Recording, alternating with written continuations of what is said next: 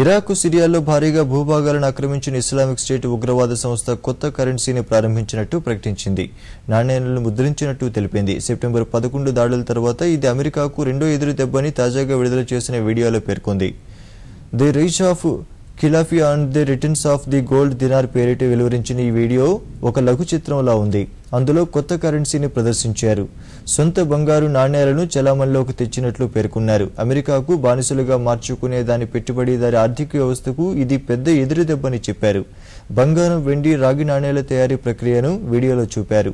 నాణేలపై ఇస్లాం ముద్రలు వేశారు.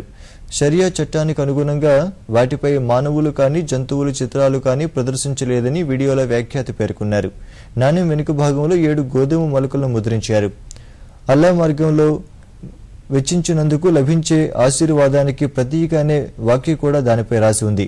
సొంత కరెన్సీని రూపొందించుకుంటామని ఐఎస్ గతేడాది ప్రకటించింది. చరిత్రలో అత్యంత ధనిక ఉగ్రవాద ముఠాల్లో ఇది కూడా ఒకటి. దోపిడీలు, చమురు, అక్రమ రవాణా, బలవంతపు వసూళ్లు, మానవ అక్రమ తరలింపు వంటి మార్గాల్లో ఈ సంస్థ ఆర్జిస్తోంది.